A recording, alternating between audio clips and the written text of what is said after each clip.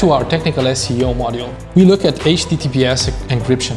HTTPS encryption is a protocol that keeps the data of your visitors safer. It is a highly important factor nowadays, but the implementation can be a bit technical. Many hosting providers and web builder platforms provide it automatically for you, but just in case they don't, you will notice that the lock near your URL is not green and that your address begins with HTTP instead of HTTPS. S stands for secure. What you can do is contact your hosting provider and have it solve the problem.